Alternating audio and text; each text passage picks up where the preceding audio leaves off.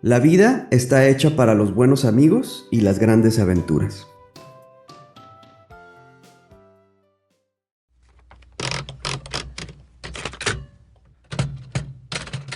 Queridos cazadores, esta es mi historia.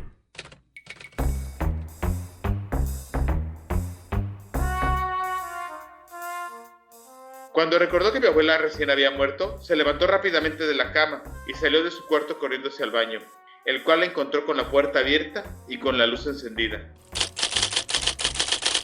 La vida es como un libro, y si no viajas, solo lees la primera página. Esta noche, antes de acostarte, reflexiona sobre esas palabras. Tan solo te puedo asegurar una cosa: tu vida nunca será la misma. Soy Pablo. Yo Miguel. Y juntos somos Cazadores de Historias.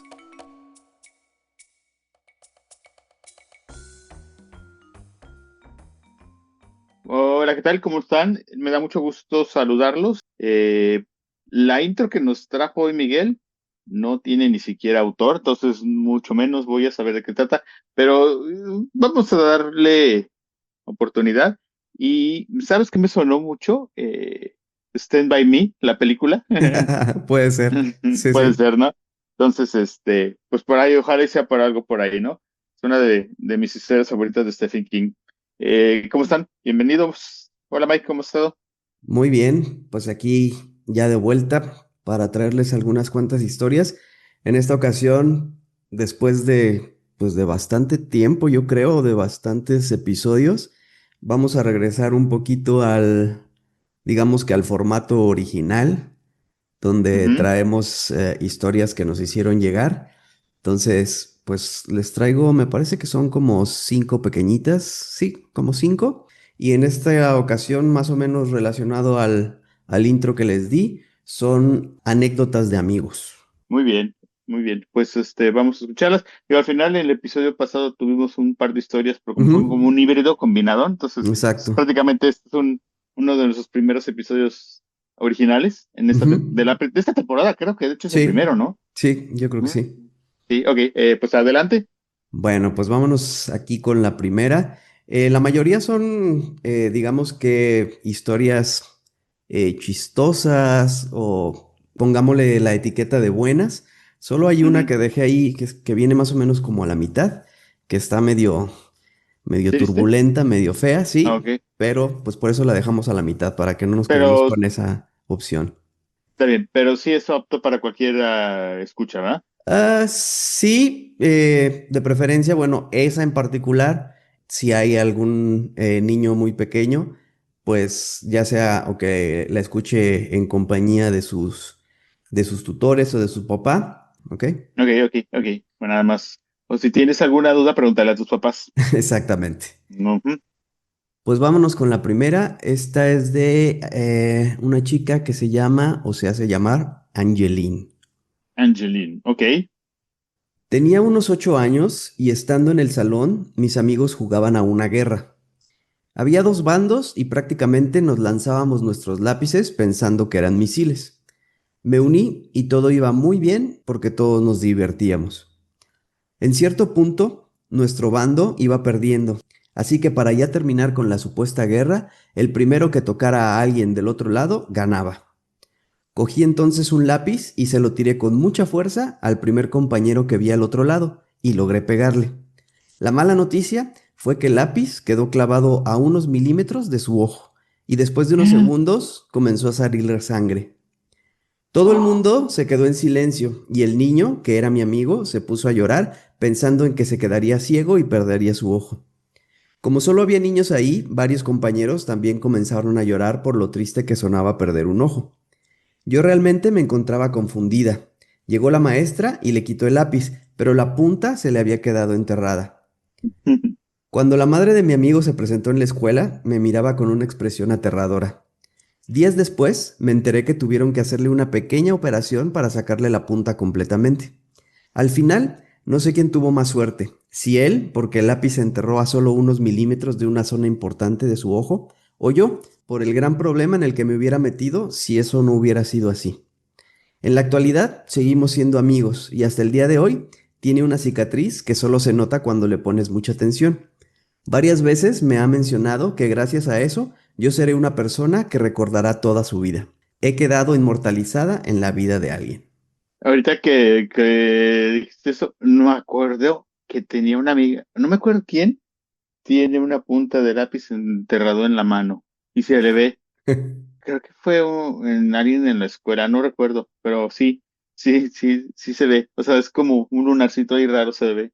Muy Y no, peligroso. No medimos las ujú. consecuencias cuando somos niños, ¿no? No, yo una vez bueno, tengo varias anécdotas así, tres de hecho. Aventé a mi primo una vez de la camioneta, de la pick-up de mi abuelo, se quebró la cabeza y a la semana siguiente se vengó y él me aventó a mí. Ah, Éramos niños, entonces no sí. tengo mucho recuerdo. A un amigo en la universidad, estábamos jugando, pues tochito, no tochito, estábamos pasando el balón de fútbol americano y lo lancé muy fuerte, pero no hasta donde él estaba, rebotó en el piso y le golpeó en la cara. Como toda una semana traía un chichón, o sea, como muy rojo y un chichón en la frente, ¿no? Ujú. ¿Y qué más? Y ya, nada más, creo que son las únicas dos. Hay alguna otra tal vez, pero no. Bueno, Muy niños bien. al final de cuentas. Correcto, exacto.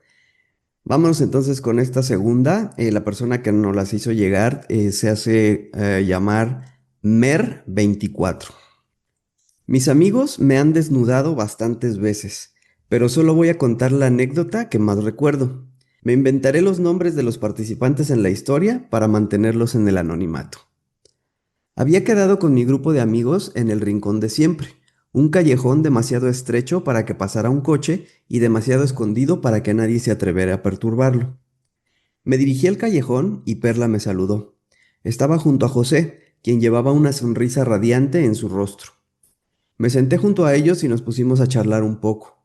Charlamos de fútbol, algo que a Perla le gustaba mucho, de la escuela, de videojuegos, que nos gustaban también mucho, y me estaban diciendo que iba a venir un amigo de Marta. Al final, este no llegó, pero sí lo hizo otro chico. Llegó unos 10 minutos después, junto a la mar. Más tarde llegaron Ana y Carlos, y después de ellos, Marta. Una vez que estuvimos todos y como ya era costumbre, empezamos con los retos. El primer reto se lo hicimos al nuevo, Antonio.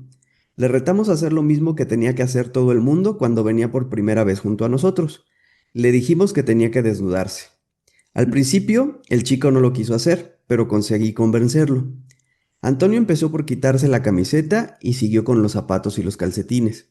Después, los pantalones, y me quedé absorta en mis pensamientos, imaginando al chico sin ropa, sin prestar atención a lo que sucedía a mi alrededor, hasta que Marta me hizo volver al presente. Al volver en sí, lo primero que vi fue al chico desnudo. Me reí un poco e intenté disimularlo. No quería que Antonio se sintiera avergonzado. Ahora da vueltas, le dije. El chico obedeció y se puso a dar vueltas. Giró y giró hasta que Marta lo hizo parar. Muy bien, ya puedes parar. Ahora vas a tener que dar un salto. Antonio de nuevo obedeció a la chica y se puso a saltar. Al igual que Perla y Marta, me reí tímidamente. Antonio dejó de saltar y entonces Ana le dijo que se vistiera. Ya habíamos terminado el reto. Después de unos cuantos retos más, vino un chico llamado Pedro, quien en un principio no iba a venir, pero ya estaba ahí. Después de retarlo a dar una vuelta al pueblo, me tocó a mí. Quien me retó fue el nuevo, Antonio. Me explicó el reto y se quedó callado esperando una respuesta. Este consistía en desnudarse, gritar un poco, hacer un par de sentadillas y hacer flexiones. Al escucharlo, me negué. No voy a hacerlo, es demasiado. Además, no deberías estar retándome porque eres el nuevo, y los nuevos no retan en su primer día. En nuestro grupo teníamos unas normas impuestas, y una de ellas era que si una persona venía por primera vez, no podía retar a nadie. Desgraciadamente para mí, había un vacío legal. Entonces, te reto a eso mismo yo, dijo José. A mí no me puedes decir que no. No vale, pues es el mismo reto. Pues te quito lo de las sentadillas, así ya es distinto. Sigue siendo el mismo, solo que reducido, no lo voy a hacer. Seguí negándome hasta que llegó el punto en el que me cogieron por los brazos y me empezaron a quitar la ropa. Ok. Marta y Perla me agarraron por los brazos mientras José me sujetaba las piernas para que no tirara patadas y Antonio me quitaba la ropa. Intenté resistirme, pero todos mis esfuerzos resultaron en vano. Una vez desnuda, me hicieron cumplir el reto, aunque conseguí negociar para no hacer ni las sentadillas ni las flexiones. Que no sé qué pensar con ese grupo de amigos que No, tienen. muy raro. Sí, no quiero que suene como si estuviera viendo algo que no es, entonces, qué bueno que tienen mucha confianza, chavos. Sí. A mí me hizo recordar en la preparatoria, alguna vez nos llegamos a juntar en la casa de alguien para jugar cartas y el que iba Sí. perdiendo se iba quitando una prenda. Ujú. La verdad no me acuerdo si hicimos trampa o el chavo era muy malo porque solo había uno que siempre perdía y era el que se quedaba en calzones siempre. Entonces, Yo una vez también jugamos eso y terminé nada más con una sábana puesta encima. Pero bueno, X. sí. Vámonos Ok. con la siguiente y esta es en la que él les comentaba que está un poquito más dura, por así Ujú. decirlo. Entonces también, si hay algún chico pequeñito, pues de preferencia que no la escuche o que alguno de sus papás esté ahí para contarle o explicarle, ¿ok? Ujú. Muy bien, pues la persona que nos los hizo llegar igual tiene un como nick que se llama Jovemícar. Esta es la anécdota de la última noche en que me drogué.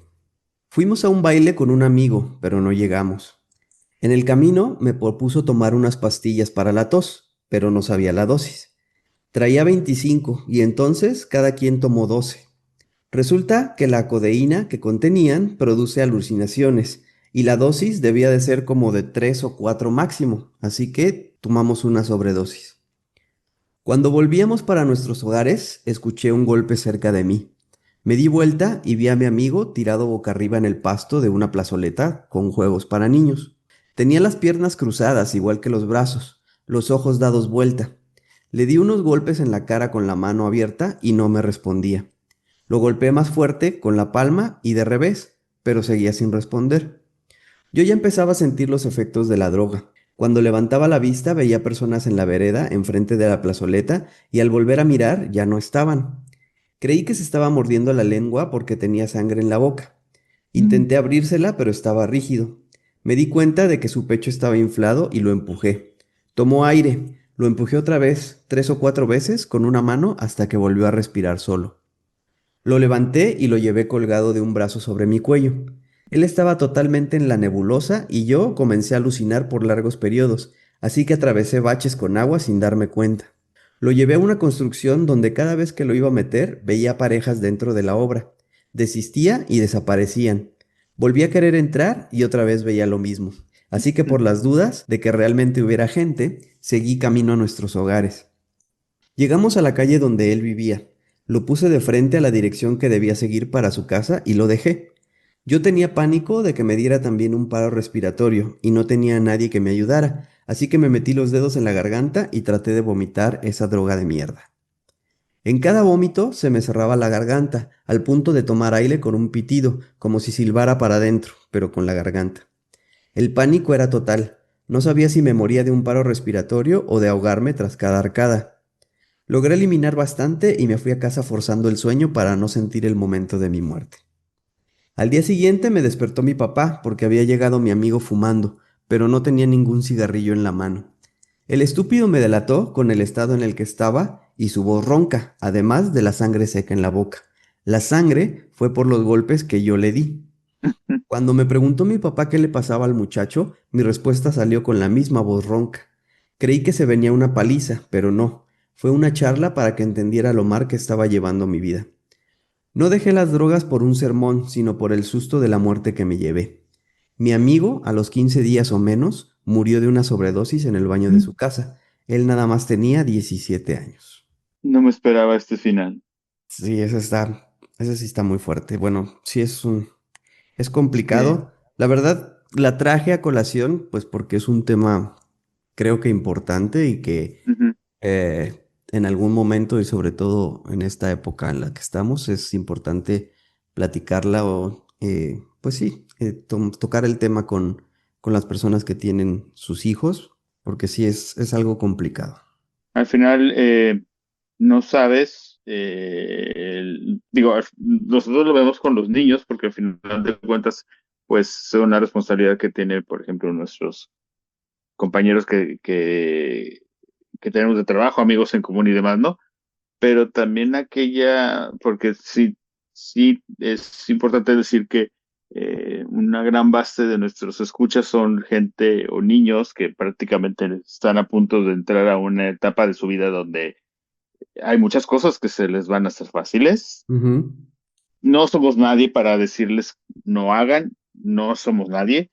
Tengan mucho cuidado y al final de cuentas, la vida es muy bonita, es muy larga, pero también es muy corta, como lo podemos ver con esta historia.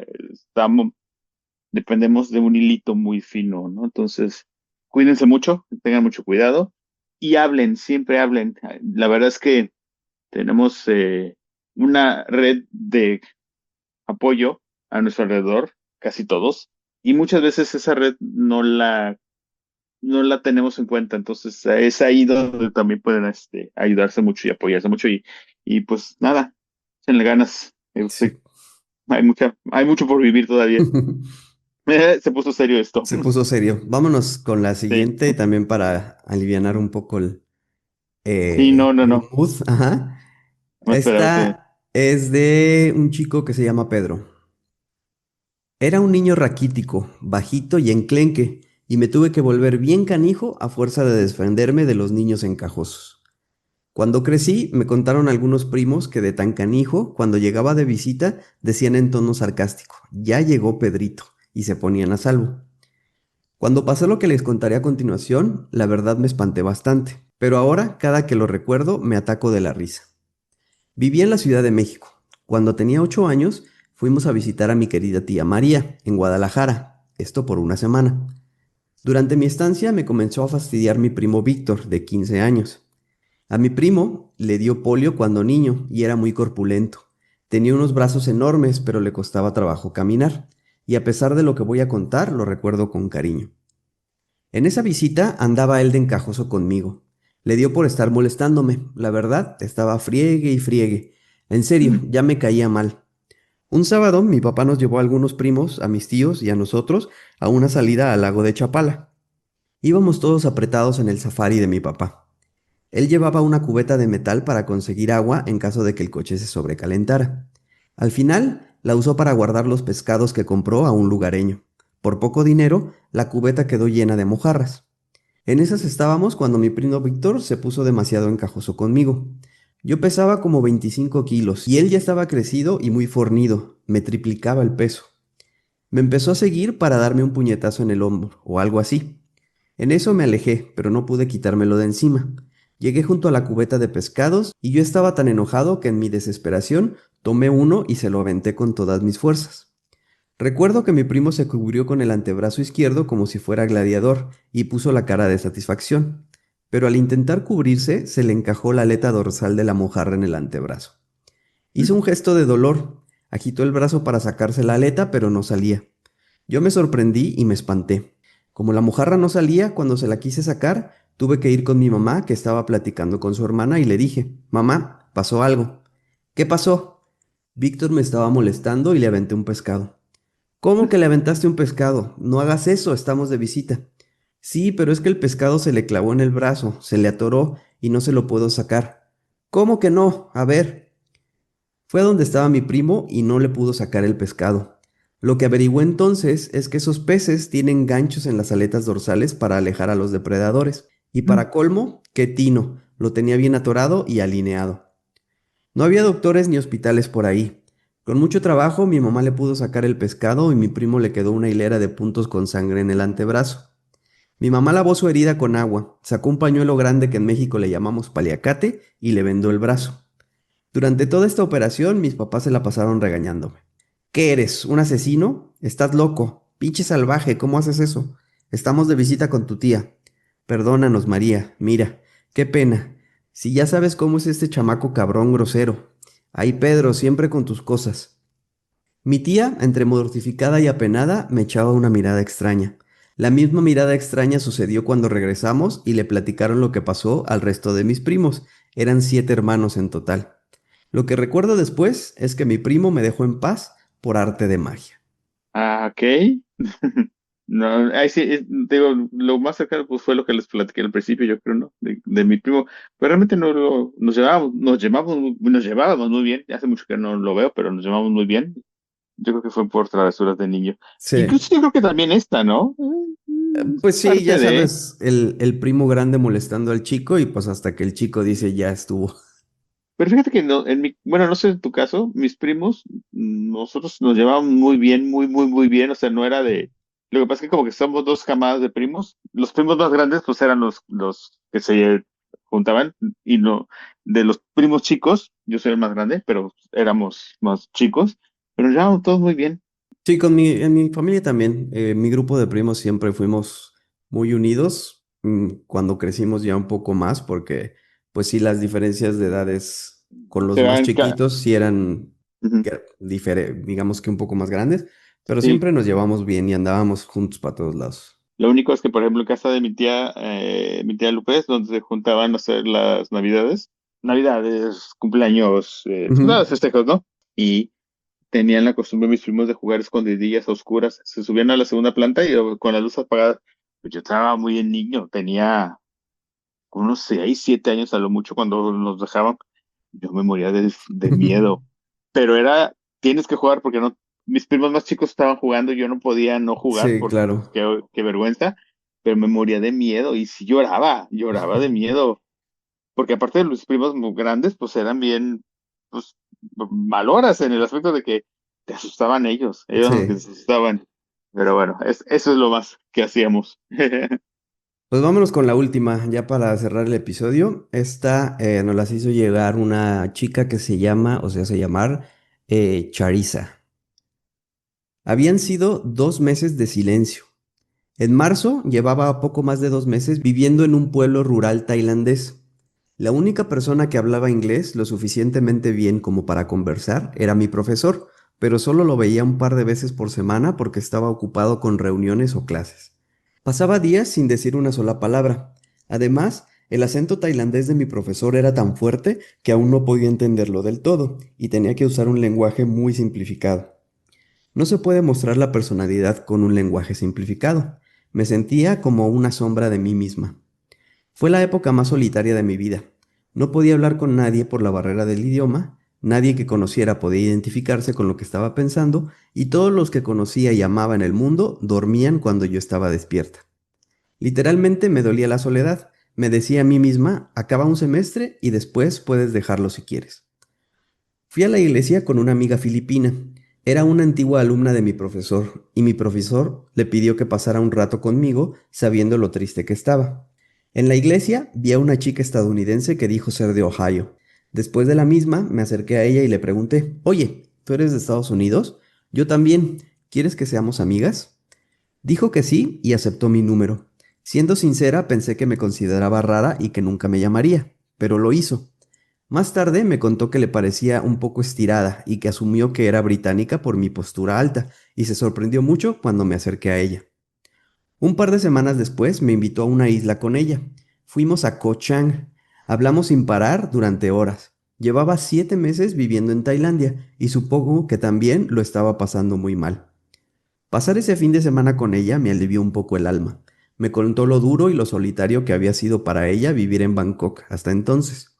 Entonces le conté mis propios problemas. Sentí que la tristeza me inundaba al escuchar a alguien que se identificaba con mi situación. Fue como si de repente volviera a sentirme ligera y feliz por primera vez en meses. Mi Mm. soledad me había vuelto fácilmente irritable y un poco antipática. Cuando volví a la escuela tenía una sonrisa en el rostro y un corazón ligero. Era mucho más amable con todos. Una amiga había marcado la diferencia. Por fin tenía alguien con quien hablar. Después de eso pasamos casi todos los fines de semana juntas. Viajábamos a islas, hacíamos senderismo en cascadas y explorábamos Bangkok juntas. Siempre me dejaba quedarme en su apartamento en Bangkok. No habría tenido ni la mitad de las aventuras que viví sin ella. Tenerla como amiga fue fundamental para mí. Fue la razón por la que decidí quedarme a estudiar después del primer semestre. No sé si habría terminado la carrera sin ella. Este fin de semana me despedí de ella después de 1 año y 3 meses de amistad. Se muda de nuevo a Estados Unidos y voy a estar sin mi única amiga estadounidense. Me da un poco de miedo estar sin ella durante los próximos 7 meses en Tailandia, mientras termino la carrera, pero estoy muy agradecida por los momentos que pasamos juntas. Ella lo cambió todo para mí y yo también lo cambié para ella. Éramos justo lo que necesitábamos la una a la otra mientras vivíamos solas en un país extranjero. Lo mejor que hizo por mí fue ser mi amiga cuando yo no tenía a nadie. Fíjate que últimamente hace rato estamos platicando de los cosas que te mandan por tu algoritmo en redes sociales. Estaba viendo el caso de mucha gente que viene de extranjeros, se vienen a vivir aquí a México y pues en general hablan muy bien de nuestra hospitalidad y de cómo hacemos sentir a la gente bien, Ujú. bienvenida. Caso muy contrario en otros países donde no lo es, y no porque, quitando lo que está pasando ahorita en Estados Unidos, no porque no te quieran, sino porque son formas diferentes de ser, ¿no? Al final de Sí. cuentas, es gente que está muy extrañada. Hay un chico español que mucha gente yo creo que lo ha de ubicar, que él ya es mexicano prácticamente, y dice que se enamoró de nuestro país cuando fue a Baja California por Ujú. La Paz con otra persona y le dijo un pescador, no, es que esta playa no tiene entrada, la playa que tú quieres ir tienes que irte nadando, pero es muy bonita, vale la pena, ¿no? Y ya, y cuando llegó estaba muerto de cansancio y había un yate con unas señoras fufurufas ahí y le dijeron, ¿me puedes regalar tantito bronceador?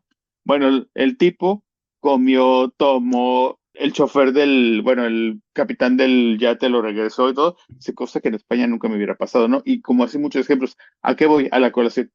Muchas veces, digo, tú y yo nos mudamos prácticamente de ciudad varias veces y no es fácil, o más bien dicho, siempre el primer día es muy complicado, ¿no? Pero cuando estás en tu mismo país y hablas el mismo idioma, pues ha de ser complicado, pero al final hablamos el mismo idioma, ¿no? Ahora Sí. imagínate hablar un idioma diferente, es mucho más complicado, ¿no? Y creo que es algo que nosotros, por ejemplo, no sé por qué lo tenemos tan arraigado de como que quieres hacer sentir en su casa a la gente, ¿no? Exacto. Es algo que lo tenemos ya tan en la sangre, así de que cuando hay una visita, sea quien sea, o del lugar donde sea, le quieres enseñar lo mejor que tenemos, ¿no? Que la comida, que no sé qué, o sea, y todo eso nos sale tan natural que para nosotros es como, pues es Normal. normal, Sí. ¿no? Y para mucha gente es como que, no, eso no es normal, al contrario, ¿no? Por ejemplo, ya para acabar, Ujú. yo sé que no es tu episodio, no es mi episodio, pero igual, por ejemplo, hay una chica estadounidense que me salen muchos sus videos, últimamente ya no la he visto. Ella estudió español y se vino a México para perfeccionarlo como una temporada de vacaciones y terminó ya quedándose a vivir aquí y habla como el español con acento gringo, pero ya muy mexicanizado con, no, güey, no sé, o sea, sabes todos nuestros modismos. Sí. Y dice que ella, contando algo por el estilo, dice que cuando llegó, pues no conocía a nadie, ¿eh? Y hablaba español, pero con muy poquito. Y que de repente ella estaba comiendo en un restaurante y que estaba lleno y que le dijeron, unas personas, ¿nos podemos sentar aquí contigo porque no había lugar? Y ella, sí, bueno, ese mismo día dice, me invitaron al baby shower porque la chava estaba embarazada, era una pareja y es una de mis mejores amigas ahorita, o sea, y la conocí hace, no sé, hace no tiempo. Dice, salió porque salió una nota que en Thanksgiving del año pasado en Estados Unidos, haz de cuenta como que yo tengo una reunión de Thanksgiving en casa de unos amigos y te llevo a ti. Ujú. Pues no sacaron a la persona Sí. porque no la conocían. Y yo, ¿cómo puedes sacar? O sea, sí, no la conoces, puede ser así como que le dices al tipo, a la persona, oye, mi viernes avisa que vas a traer a alguien más. Hasta Sí. ahí. Pero no Ujú. la corres, o sea, no la corres, no. Pero bueno, dice, en Estados Unidos, o sea, aquí en México, dice, la chava dice, no lo haría, o sea, no me No. imagino, nadie lo hace, no, nadie, por Mm. más, al contrario. Entonces, bueno, así salió. Y pues seguimos haciéndole así, porque pues sí es algo que nos caracteriza y es algo que nos está identificando alrededor del mundo, pues que sigamos haciéndolo así. Al final de Sí. cuentas, se siente bonito también ser el anfitrión y hacer sentir bien a la gente. Sí. Y pues ya creo que me despido porque ya nos alargamos Adelante. mucho con ¿no? Muchas gracias. Casi siempre ya nada más les digo, ay, ya saben dónde están nuestras redes sociales y demás. Y yo siempre tengo mucho problema con el correo, nunca lo recuerdo. Miguel, recuérdanos nuestro correo, por favor. Cazadoresdehistoriaspodcast@gmail.com. Ahí para cuando nos quieran hacer un relato o contarnos algo. Ya saben que ahí armamos algo con sus relatos, ¿no? Tenemos muchos pendientes, ténganos paciencia, estamos ahí viendo cómo nos acomodamos para hacerlo, o incluso a lo mejor si no, terminaremos haciendo como una capirotada de historias, ¿no? Por así Sí. decirlo. Pues muchas gracias, estamos escuchándonos la próxima semana y hasta luego. Bye.